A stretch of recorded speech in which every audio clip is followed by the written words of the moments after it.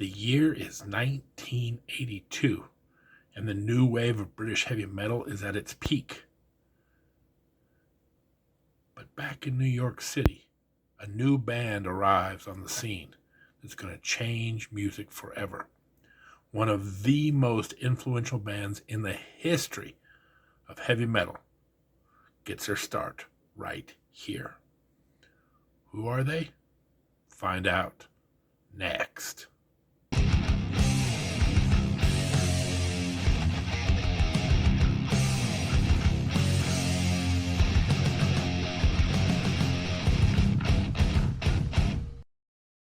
Welcome, metal enthusiasts, to another episode of the Metal Dude Abides. Now, if you're following the program along, our channel is dedicated to documenting the history of heavy metal music from the late 60s all the way to current day. And one of the things that is always really an episode that I really love is talking about the newcomers, because as we progress through the history of metal, it's always exciting to see that next band that's coming on the scene, that next movement of metal. And 1982 is one of the best years ever, because we have on docket the kings of power metal, one of the most influential bands in the history of heavy metal, right here, Manowar. What a great band. Now, many times we look at a lot of influential bands because they inspire a generation, they have huge sales. But sometimes you get a band that never really themselves has all that commercial success, but band after band after band cites them as an influence. That's Manowar. If you've never heard of Manowar or have not, paid much attention to them, that's understandable. They have really not been one of those big acts, especially here in the States. But the music, the people who love this music, the people who play this music, they know who Manowar is, and they are a heavy, heavy influence. So we're going to talk about them here in a bit. But there's also the new wave of British heavy metal happening, and a lot of good new bands coming out. We like to put the spotlight on them because, quite frankly, back in the day, a lot of them didn't get their just desserts. So we're going to talk about a couple of bands that you may not have heard of from the new wave of British heavy metal first, and then we're going to get into really exciting stuff. We're going to talk about Manowar. But let's first talk about a couple of honorable mentions.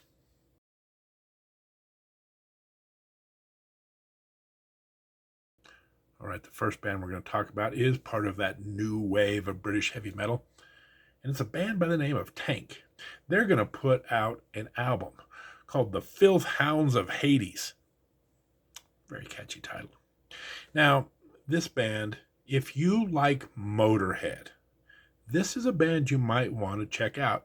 Very similar band. They've even got some tie-ins with Lemmy and Fast Eddie. I believe Fast Eddie even did the production on this album. They're a three-piece band, and they're clearly influenced by Motorhead. You can see a lot of that influence in their music. Again, they put out a really good song album, Filth Hounds of Hades. A couple of tracks just bring your attention to. Struck by Lightning might be my personal favorite. Really heavy, really fast track, and probably their biggest hit or their most popular, Turn Your Head Around. Very catchy. Go check these out. If you're a fan of Motorhead, there's not a lot of bands that sound like Motorhead. There's not a lot of bands that can carry that kind of power in a three-piece. Tank, very interesting band. They kind of, again, they get kind of lost in the sands of time.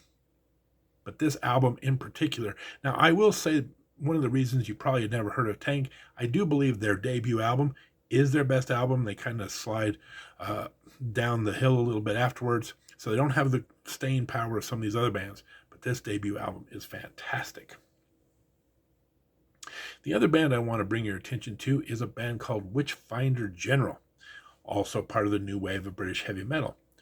But they also have an influence of the early Black Sabbath, because this band brings back that doomy stoner metal that Black Sabbath was very famous for in the beginnings of their career. Now, if you followed along on the channel, you know my opinions on Black Sabbath. They start off a very doomy, very stoner-rich band. Many people think Master of Reality, for instance, is like the ultimate stoner, doomy metal album. But shortly thereafter, especially when you start getting into Sabotage, even Sabbath Bloody Sabbath, they kind of move away from that doomy stoner, kind of get a more of a progressive feel. And then towards the very end of the Aussie run, Technical Ecstasy and um, Never Say Never Say Die, they're almost becoming, like, you can tell they've kind of lost their audience and they're kind of looking for a more commercially friendly sound, and they're completely almost upbeat, if you will. By this point, Dio's joined Sabbath and they've completely changed their sound. So this band, Witchfinder General, they take their influence from Sabbath and put together some really meaty, heavy riffs, really doomy stoner metal that's very reminiscent of Paranoid, Master of Reality, Volume 4, that sort of thing. I think their best song is a song, definitely stoner metal, called Free Country. But they also have, all the songs on this thing are good. I also like the song Death Penalty. So just a couple of tracks to attract you to this band. So if you like the early Sabbath, go check out this band. If you liked the Motorhead, especially that original group, go check out Tank. Two really good bands that came out of the new wave of British heavy metal without a lot of fanfare. But neither one of them are going to win Newcomer of the Year, because this band blew everybody out of the water.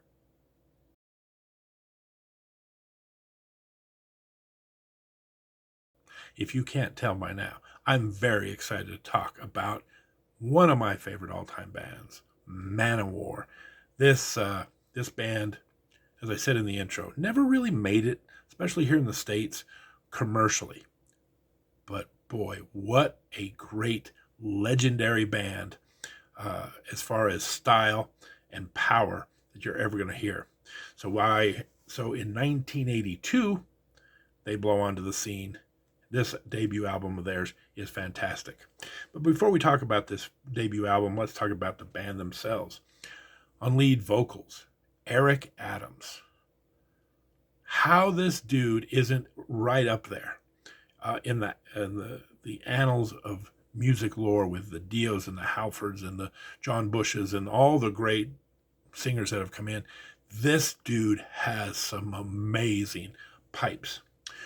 We still have original guitarist Ross the Boss, who's going to be the lead guitarist for this band for the entirety of the 80s. Although at the end of the 80s, they kind of have a party in their ways. We also have the founder of this band, Joey DeMaio. Him and Ross the Boss, really interesting backstory here that I wasn't aware of. They were both working for Black Sabbath, different bands, tech bands, backup bands, doing some different things for Sabbath. And Ronnie James Dio actually convinced these guys, you guys could start your own band. And they took him up on it. Voila. I always found it interesting because a lot of people, if you talk about the origins of power metal, a lot of people will point to Ronnie James Dio, and in particular Rainbow Stargazer, that Rainbow Rising album, as maybe that first power metal album that really influenced so much. Here, Ronnie James Dio really influences power metal by, suggesting to the guys of Manowar, hey, you guys should start a band, because this band, unbelievable power metal band, the kings of power metal right here. And finally, the drummer Donnie Hamzik. This is the only album Donnie's going to be on, but boy, what a talented drummer. We're going to talk a lot about his drumming on this album. The album is called Battle Hymns. We're going to go track by track and tell you all about it.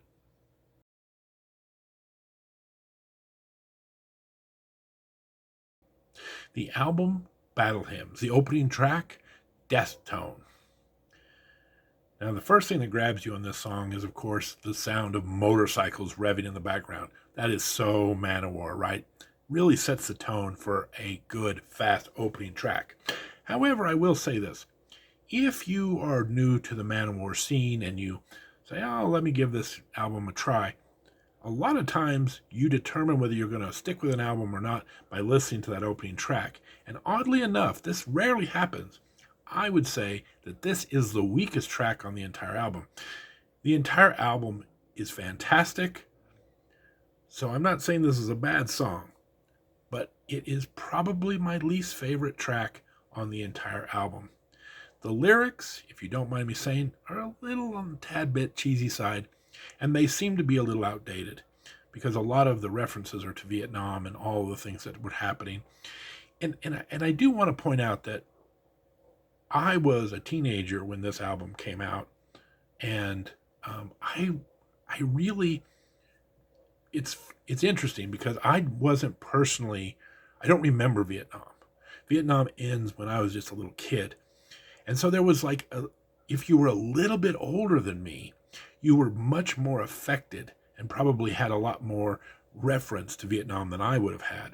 But I'm the age group that Manowar is going to appeal to, right? They're going for that heavy metal high school, early college crowd.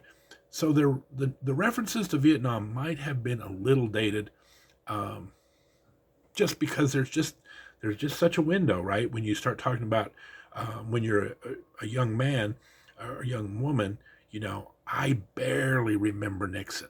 Like, and he was a couple years after Vietnam, so this is getting to be a little bit of dated material. However, while this is my least favorite song, you already on the very first track, that talent that Manowar has is already coming through. And while the song, you know, again, is not my cup of tea, really towards the end of the song, they just start jamming. Um, Eric just starts, you start hearing this voice unleashed. So while it's not the best song, if you hang in there, it really ends on a very cool flurry, which is going to set the stage for all the great songs that are to come.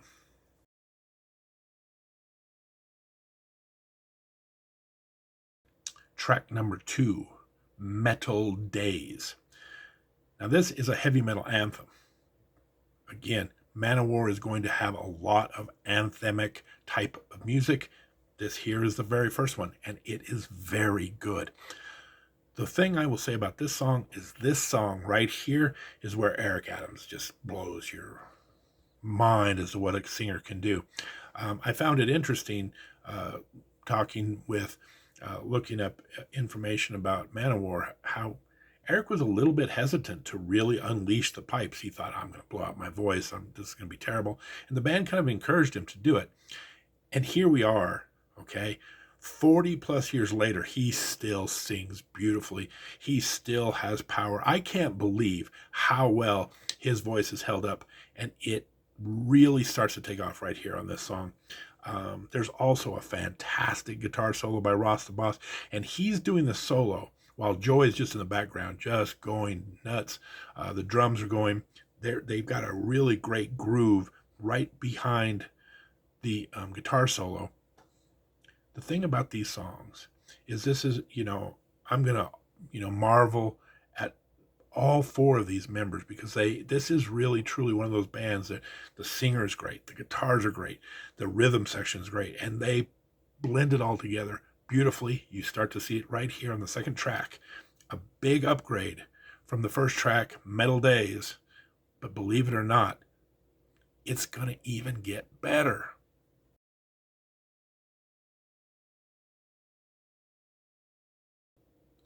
The third song on this album, Fast Taker, is really when Manowar, to me, this album just takes off into the stratosphere. This song is fast. This song is aggressive. It's got amazing vocals. It's got amazing drums. This thing is fast and aggressive. This should be a hit. There's so many good songs on this album. This is kind of a deep cut, but man, if I always make recommendations. If you haven't heard this band, I would start right here. I like the previous song. I love this song. This is my kind of song right here. The band really kicks into high gear right here at track number 3, Fast Taker.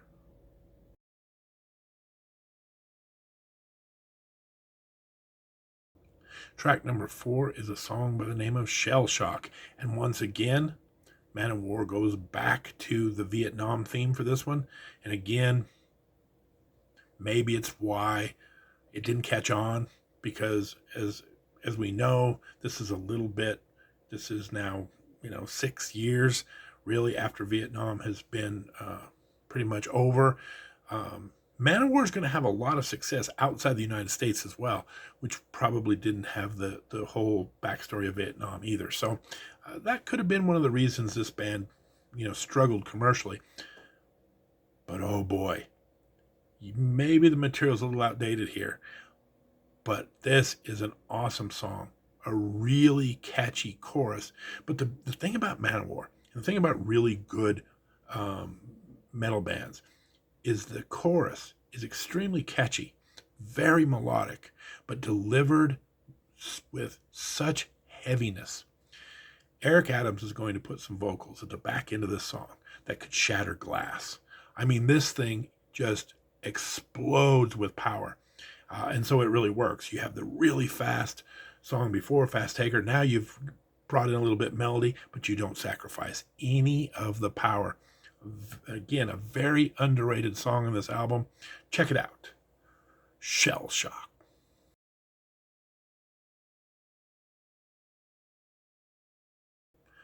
One of the tropes in heavy metal is to name a song after the band. Sometimes they even go as far as to name the album and the song after the band, like Iron Maiden or Black Sabbath.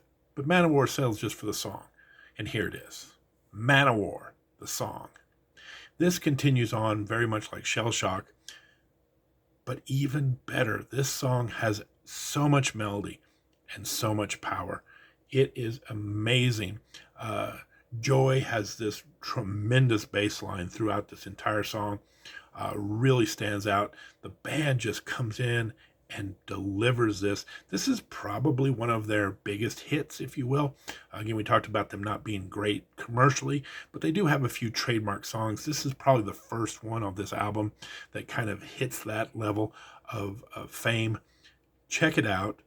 Their self-entitled track, Manowar.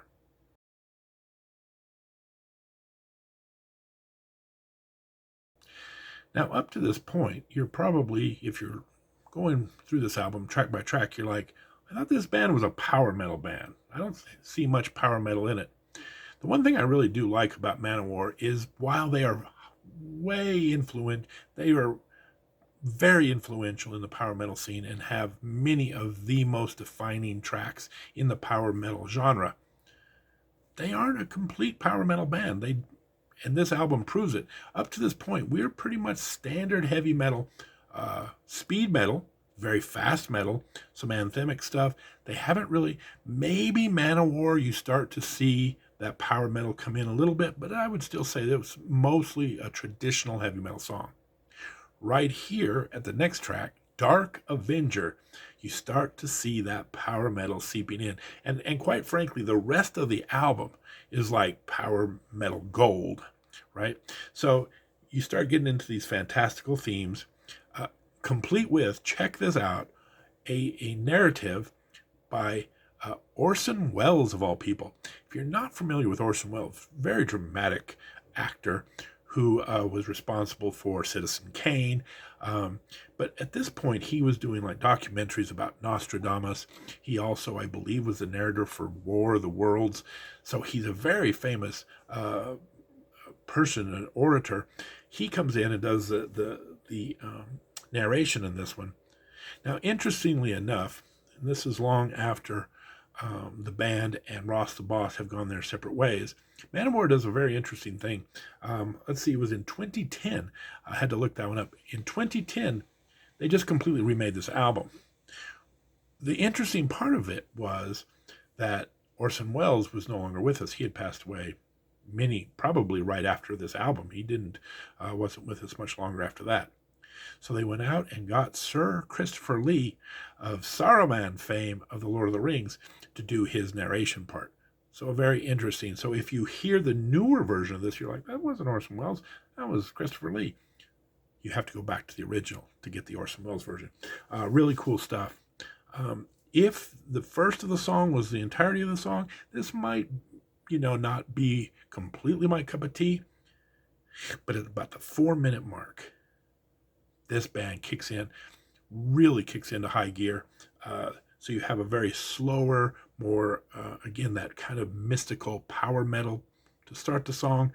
And then it just kicks off into like heavy speed metal at the end. Little nice blend of both. Little Orson Welles, you got to check this one out. Dark Avenger, really listen to it from start to finish. You'll love it.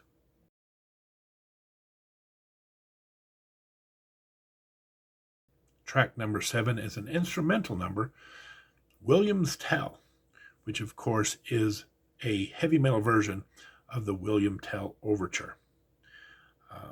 Boy, this bad boy right here, I don't know how Ross the Boss does it, but to pick a guitar that fast for like 2 minutes is a very impressive feat. This is, once again, very power metally. But boy, again, the talent in this band, when you look, every song you just hear Joey's bass just boom, boom, boom, laying down that rhythm. Eric Adams is doing amazing things with vocals. Don't sleep on Ross the Boss. He is one hell of a guitarist, and he shows off right here with, again, 2 minutes of some of the fastest chord picking you're ever going to hear. Of course, William Tell being a very famous classical piece, and that's one of the trademarks of power metal, or symphonic metal for that matter, is to have that classical bent to it. He goes full on with this one and takes on what a William Tell orchestra, or a William Tell overture would be a complete orchestra. He's going to do it with a guitar. Check it out. Pretty amazing stuff.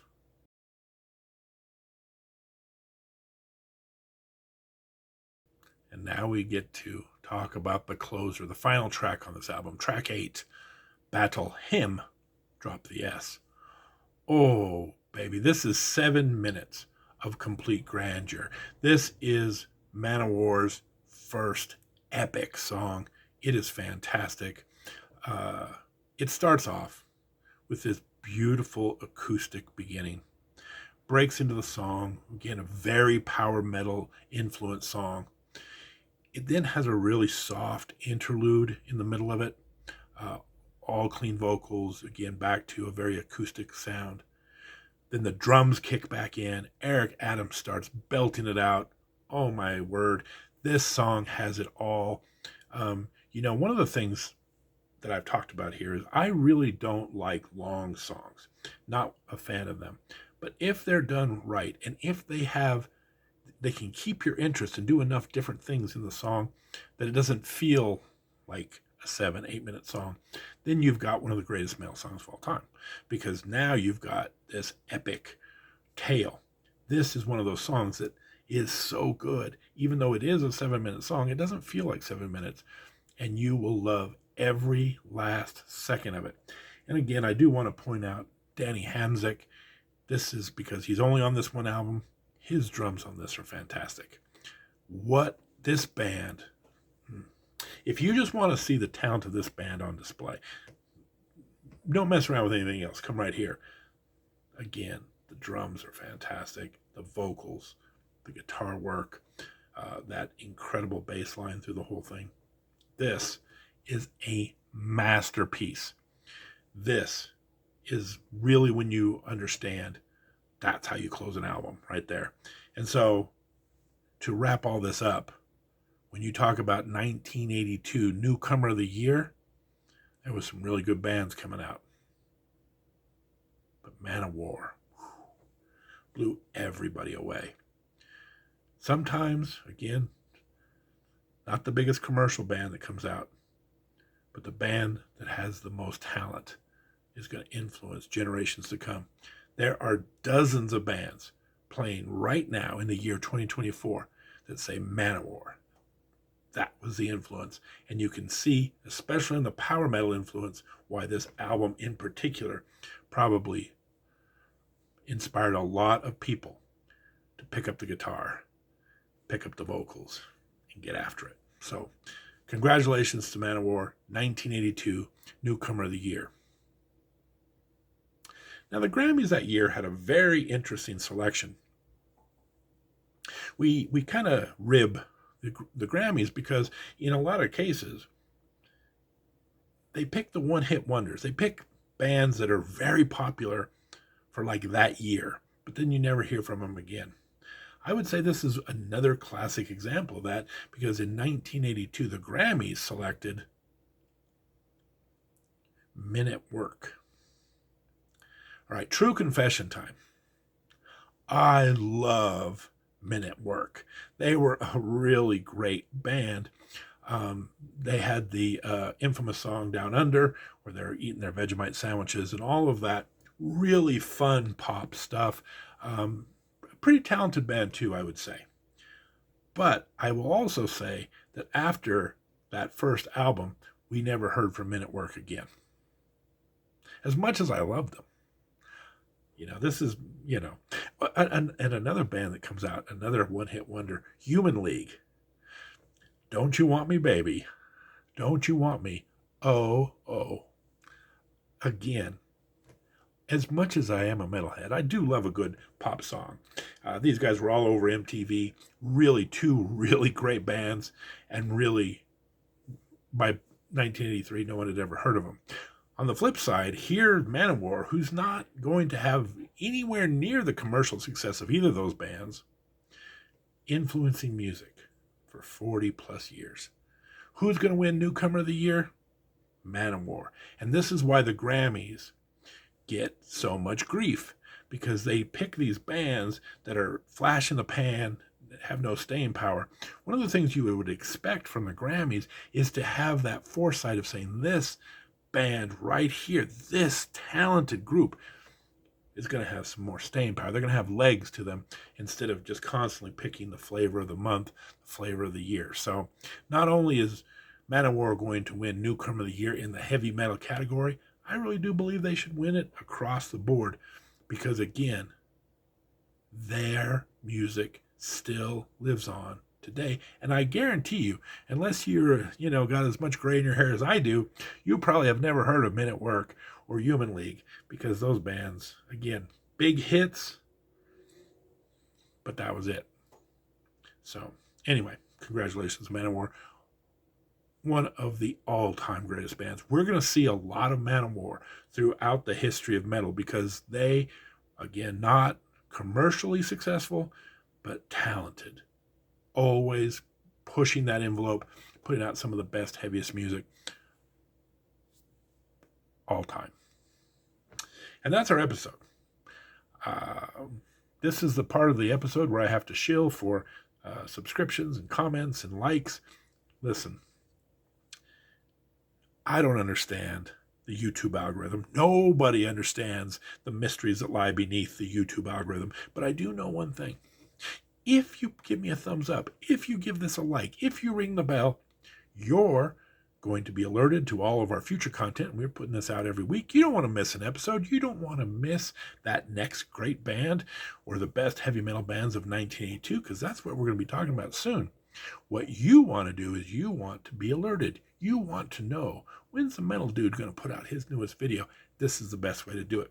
Plus, if you give my channel a subscribe and a like, it opens it up for other people to discover the beauty and the brilliance that is me. So help a brother out, subscribe to the channel, give it a thumbs up, and we'll see you back here next Tuesday. In the meantime, this is Metal Dude signing off. Take care.